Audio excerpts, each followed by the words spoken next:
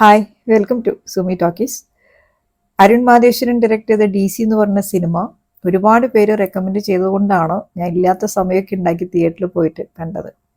ഇവിടുത്തെ തിയേറ്ററിൽ വളരെ കൗണ്ടബിൾ ആയിട്ടുള്ള ആൾക്കാരെ ഉണ്ടായിരുന്നുള്ളൂ കേട്ടോ സിനിമ കാണാനായിട്ട്. ഇനി ഈ സിനിമ തുടങ്ങി ഒരു ഹാഫ് ആൻ അവർ ഒക്കെ ആയപ്പോഴേ ഹാർഡ്ലി ഒരു ഹാഫ് ആൻ അവർ ആയിട്ടുണ്ടാവും. അപ്പം ഞാൻ ഈ സിനിമ ഒന്ന് റീഇമാജിൻ ചെയ്തു. എന്തായാലും സിനിമ തന്നെ ദേവദാസിനെ റീഇമാജിൻ ചെയ്തതാണെന്നാണല്ലോ പറഞ്ഞത്. അപ്പോൾ നമുക്കും ഓഡിയൻസായ നമുക്ക് കുറച്ച് ഫ്രീഡം ഒക്കെ എടുക്കാമല്ലോ. ഞാനിങ്ങനെ ഇത് അനിരുദ്ധിൻ്റെ മ്യൂസിക് ഇല്ലാതെ ഈ സിനിമ ഒന്ന് കാണാൻ ശ്രമിച്ചു. അപ്പോഴാണ് എനിക്ക് മനസ്സിലായത് ഈ സിനിമ എനിക്ക് എക്സിസ്റ്റ് പോലും ചെയ്യുന്നില്ല എന്ന്. അപ്പോൾ നിങ്ങൾ വിചാരിക്കും ഞാൻ അനിരുദ്ധിൻ്റെ മ്യൂസിക്കിനെ ഇങ്ങനെ ഭയങ്കരമായിട്ട് അപ്രിഷ്യേറ്റ് ചെയ്യാൻ വേണ്ടി പറഞ്ഞ സ്റ്റേറ്റ്മെൻ്റ് ആണെന്ന്. അല്ല, അനിരുദ്ധ് നല്ലൊരു വർക്കാണ് ചെയ്തിരിക്കുന്നത്. ഇപ്പോൾ രാഗ് ഓഫ് റിവെഞ്ച് മാത്രമൊന്നുമല്ല, മറ്റ് ക്ലാസിക്കലായിട്ടുള്ള പല നോട്ട്സും അല്ലാത്ത മ്യൂസിക്കും ഒക്കെ ബ്ലെൻഡ് ചെയ്തുകൊണ്ട് നല്ലൊരു വർക്കാണ് ചെയ്തിരിക്കുന്നത്. പക്ഷെ എന്താ പ്രശ്നം എന്നറിയോ, ഇത് ഈ സിനിമേനെ മൊത്തത്തിൽ അങ്ങ് ഓവർ പവർ ചെയ്യാണ് ഈ അനിരുദ്ധിൻ്റെ മ്യൂസിക്. ഇനി നമ്മൾ സ്റ്റൈൽ ഓവർ സബ്സ്റ്റൻസ് അത് കണക്ട് ചെയ്യാൻ പറ്റുന്ന സിനിമയാണല്ലോ ഇത്. അങ്ങനെ നോക്കുമ്പോൾ നമുക്ക് സബ്സ്റ്റൻസ് ആദ്യം എടുക്കാം. സബ്സ്റ്റൻസ് ഓൾമോസ്റ്റ് നില്ലാണ്. അപ്പം അതിനെക്കുറിച്ച് നമ്മൾ അധികം ബോധർ ചെയ്യേണ്ട കാര്യമില്ലല്ലോ. അപ്പോൾ സ്ക്രിപ്റ്റിൻ്റെ കാര്യമൊക്കെ പറഞ്ഞു കഴിഞ്ഞാൽ ഇത്രയും സൂപ്പർഫിഷ്യൽ ആയിട്ടുള്ളൊരു സ്ക്രിപ്റ്റ്. അരുൺ രഞ്ജനുണ്ട്, പിന്നെ ഫ്രാങ്ക്ലിൻ ജേക്കബ് ഉണ്ട്. ഇവരൊക്കെ കൂടിയിട്ടാണ് സ്ക്രിപ്റ്റും ഡയലോഗൊക്കെ ചെയ്തിരിക്കുന്നത്. നോ സബ്സ്റ്റൻസ്, ഒന്നുമില്ല. നമ്മൾ ഇനി ഇമോഷണൽ കണക്റ്റ് ആണെങ്കിൽ സീറോ. അത് പിന്നെ നിങ്ങൾ നിങ്ങളുടെ ഇമോഷൻസ് ഒക്കെ സേഫാണ്, അതിന് പുറത്തേക്ക് എടുക്കേ വേണ്ടെന്നാണ് സിനിമ നമ്മളോട് പറഞ്ഞിട്ടുള്ളത്. അപ്പോൾ പിന്നെ കുഴപ്പമില്ല, അത് നമ്മൾ വിട്ടു, ആ ഒരു പ്രതീക്ഷ വിട്ടു. അപ്പോൾ സ്റ്റൈലിലേക്ക് പോവുകയാണെങ്കിൽ ഇതിൽ ഏറ്റവും കൂടുതലുള്ളത് ഗോർ, ബ്ലഡ്, വയലൻസ് അല്ലേ, ഗൺസ് ആൻഡ് റോസസ് ഒക്കെ ആണല്ലോ സിനിമയുടെ കോൺസെപ്റ്റ്. അപ്പം അങ്ങനെ പോകുമ്പോൾ നമ്മൾ നോക്കുകയാണെങ്കിൽ നമുക്ക് സിനിമാറ്റോഗ്രാഫി എടുക്കുകയാണെങ്കിൽ മുകേഷ് ജിയാണ് ചെയ്തിരിക്കുന്നത്. പല ഷോട്ടുകൾ ഇപ്പോൾ ഈ ഇതിൻ്റെ ഒരു കളർ ടോൺ ആണല്ലോ ഈ സിനിമയുടെ ഫ്രെയിമുകളിലെ കളർ ടോൺ, ക്യാരക്ടേഴ്സിനെ കണക്ട് ചെയ്തിരിക്കുന്ന ഒരു സംഭവം. അത് ആദ്യത്തിൽ ഇപ്പോൾ ബ്ലൂ കൂടുതലായിട്ട് ഉപയോഗിച്ചിരിക്കുന്നു. അവിടെയും ഒരു ഡിപ്രസ്ഡ് ആയിട്ടുള്ള എൻവയോൺമെൻറ്റ്, ഡിപ്രസ്ഡ് സോങ്സ്, അങ്ങനെയൊക്കെ ഒരു ദേവദാസ് മോഡ് കൊണ്ടുവരുന്നു. അത് കഴിഞ്ഞ് പിന്നെ അടുത്തത് പിന്നെ റെഡ്, അതുപോലെ ബ്ലാക്ക്, കുറച്ച് ഡാർക്ക് ഷെയ്ഡ്സിൻ്റെ മിക്സ് ഉള്ള കാര്യങ്ങൾ ചെയ്തിരിക്കുന്നു. ഇങ്ങനെ പിന്നെ ഔട്ട്ഡോർ ഷോട്ട്സ് കുഴപ്പമില്ല, ഔട്ട്ഡോർ ഷോട്ട്സ് കുറച്ചും കൂടി ബെറ്ററാണ് എൻ്റെ അഭിപ്രായത്തിൽ. അപ്പോൾ ഈ ഒരു സ്ഥലത്ത് നമ്മുടെ മുകേഷ് ജിക്ക് ഭയങ്കര ഇൻഫ്ലുവൻസ് ആണ്. ആദ്യത്തെ ഇതിൽ കംപ്ലീറ്റ് പഴയ ബംഗാളി ഫിലിംസിൻ്റെ ഇൻഫ്ലുവൻസ് ആ ഷോട്ടുകളിൽ കൃത്യമായിട്ട് കാണാൻ പറ്റുന്നൊരു സാധനമാണ്. അടുത്തത് നമ്മുടെ വാങ്കർ. ഞാനൊരു വാങ്കർ ഫാനാണ് ഷോട്ടുകളുടെ കാര്യത്തിൽ കേട്ടോ, എസ്പെഷ്യലി സിനിമകളാണെങ്കിൽ ശരി.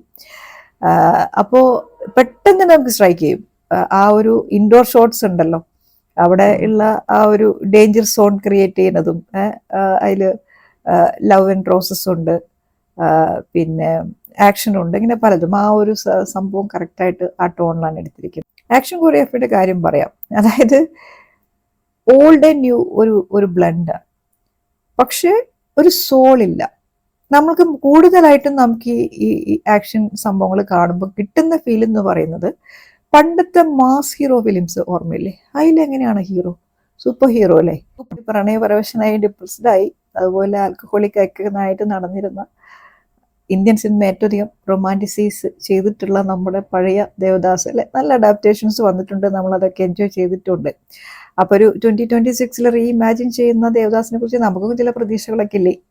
അപ്പോൾ അവിടെയാണ് ഇങ്ങനത്തെ ഒരാളെ കൊണ്ട് നിർത്തിയിരിക്കുന്നത്. അപ്പോൾ ആരെയാണ് നിർത്തിയിരിക്കുന്നതല്ലേ, ലോകേഷ് കനകരാജിനെ.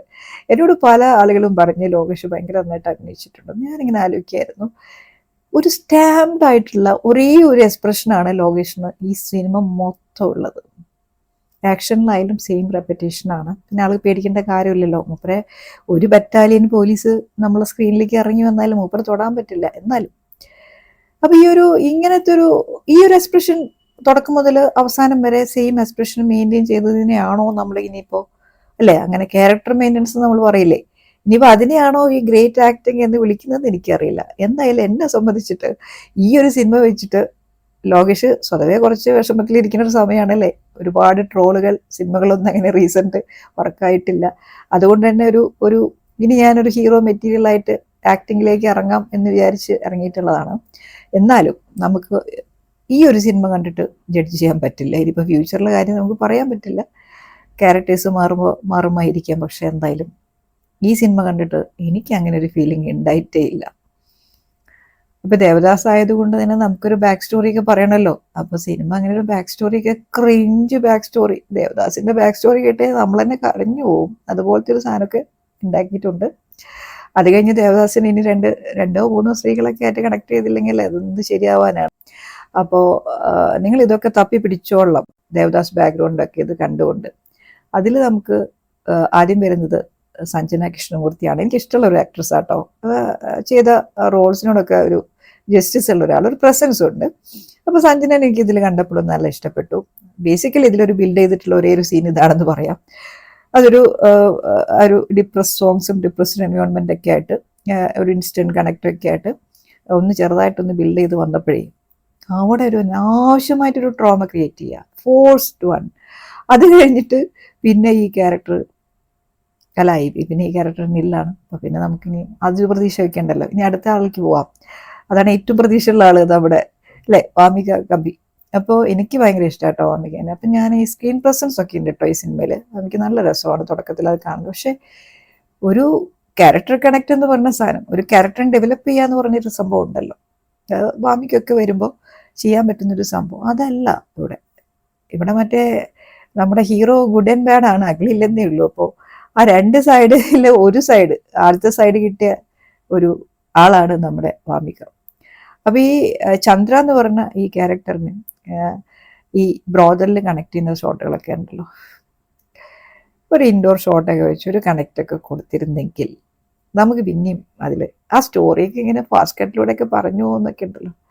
എനിക്കറിയുന്നില്ല എന്താണ് ഈ സിനിമയ്ക്ക് ഇത്ര ധൃതി എന്ന് പറയുന്നത്. അത്ര സമയം കുറച്ച് ചെയ്തിട്ടുള്ള സിനിമയും അല്ല.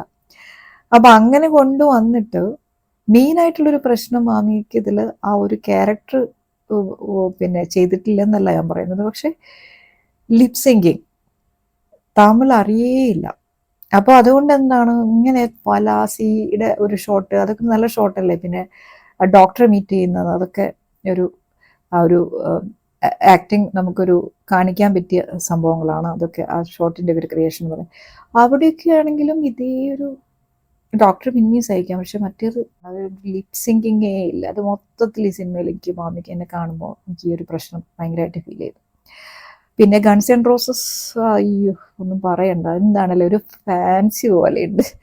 നമുക്കൊരു കണക്ട് ചെയ്യുന്നില്ല ഈ ക്യാരക്ടർ. അത് പിന്നെ നമ്മൾ ഏതൊരു സിനിമയിലാണെങ്കിലും ഇങ്ങനത്തെ ഒരു ഗൂണ്ട അങ്ങനത്തെ ഒരു ഗ്യാങ് കാണിക്കുന്ന സിനിമകളിലെ ആ ഒരു ക്യാരക്ടേഴ്സിനൊക്കെ അവർ തമ്മിലുള്ള ഒരു ബോണ്ട് ഉണ്ടല്ലോ, അവരുടെ ഒരു ഗ്യാങ്ങിലെ ആൾക്കാർ തമ്മിൽ, അതൊക്കെ ഒന്ന് വൃത്തിയായിട്ട് പല സിനിമകളും ചെയ്യുന്ന കണ്ടിട്ടുണ്ട്. ഇതിൽ അതുമില്ല. അവരൊക്കെ അണ്ടർ ഡെവലപ്ഡ് ക്യാരക്ടേഴ്സാണ്. ഓൺലി ഹീറോയ്ക്ക് ഇമ്പോർട്ടൻസ് ഉള്ള, ലോകേഷ് ഇറ്റ്സ് എ സ്റ്റാർ, ആ രീതിയിലാണ്. അപ്പൊ അതുകൊണ്ട് എനിക്ക് ഈ ബോണി ആൻഡ് ക്ലൈഡ് റെഫറൻസ് ഒക്കെ ഈ സിനിമയിൽ കൊണ്ടുവരുമ്പോൾ എനിക്ക് താങ്കം മുടിയല്ല. ഇത് ആര് പറഞ്ഞുണ്ടാക്കിയതാണെന്ന് എനിക്കറിയില്ല. എന്തായാലും അല്ല, സിനിമക്കാര് തന്നെ പറഞ്ഞിട്ടുണ്ടായിരുന്നു അതൊക്കെയാണല്ലോ സംഭവം, മാഡ്നസ് മീറ്റ്സ് മാഡ്നസ്. പോലീസുകാർ യാതൊരു കാര്യമില്ല. നമ്മുടെ കൃഷ്ണദയാലിൻ്റെ ഒക്കെ അവസ്ഥ കണ്ടു കഴിഞ്ഞാൽ നമുക്ക് വിഷമം തോന്നും. ബാക്കിയുള്ള പോലീസ് ഓഫീസേഴ്സ് കുറച്ച് പേര്, 1-2 പേരെ കണക്ട് ചെയ്ത് വരുന്നേൽക്കൊന്നും ബാക്ക്ഗ്രൗണ്ട് റെഫറൻസ് ഇല്ല. അപ്പോൾ പിന്നെ നമുക്ക് ഒന്നും ചിന്തിക്കേണ്ട കാര്യമില്ലല്ലോ. സീയിങ് ഈസ് ബിലീവിങ്, അത്രയേ ഉള്ളൂ. എനിക്ക് അതിൽ ഇഷ്ടപ്പെട്ട ഒരു ക്യാരക്ടർ എന്ന് പറയുന്നത് നമ്മുടെ ചുന്നിലാലാണ് കേട്ടോ. ഇത് ശരത് രവി ചെയ്തിട്ടുള്ള ഒരു ലൈഫ് ഉണ്ടായിരുന്നു ആ ക്യാരക്ടറിന്. വേറെ എനിക്കറിയില്ല. ആ ഒരു കുറച്ച് ഡീറ്റെയിലിംഗ് ഉള്ള ഒരു പോർഷൻ എന്ന് പറയുന്നത് ആ മാരേജിൽ നടന്ന അവിടുത്തെ പോർഷനിൽ കുറച്ച് ഡീറ്റെയിലിംഗ് ഉണ്ട്. ആ ക്യാരക്ടർ വന്ന് ഇവരോട് സംസാരിക്കുന്ന സമയത്തൊക്കെ. അല്ലാതെയൊക്കെ ഈ സിനിമയിൽ എന്താ ഉള്ളത് എനിക്കറിയുന്നില്ല. എന്താണ് ഈ സിനിമയുടെ ഇത്ര വലിയ സ്പെഷ്യാലിറ്റി? ഈ സെലിബ്രേറ്റ് ചെയ്യുന്ന സാധനം എന്താണ് ഈ സിനിമയുടെ? ഒരു ഐഡിയ എനിക്ക് കിട്ടിയിട്ടില്ല കേട്ടോ. അപ്പം അതുകൊണ്ട് തന്നെ നിങ്ങൾ ഈ സിനിമ കണ്ടവരെയൊക്കെ ഒന്ന് കമൻറ്റ് ചെയ്ത് എന്നെ ഒന്ന് എഡ്യൂക്കേറ്റ് ചെയ്യുക. എല്ലാവർക്കും എല്ലാ സിനിമയും മനസ്സിലാവണമെന്നൊന്നും ഇല്ലല്ലോ. അപ്പോൾ നിങ്ങളെ ഒന്ന് കമൻറ്റൊക്കെ ചെയ്ത് ഒന്ന് പറഞ്ഞു തരാം. അതിൻ്റെ റിക്വസ്റ്റാണ്. Thank you so much for watching.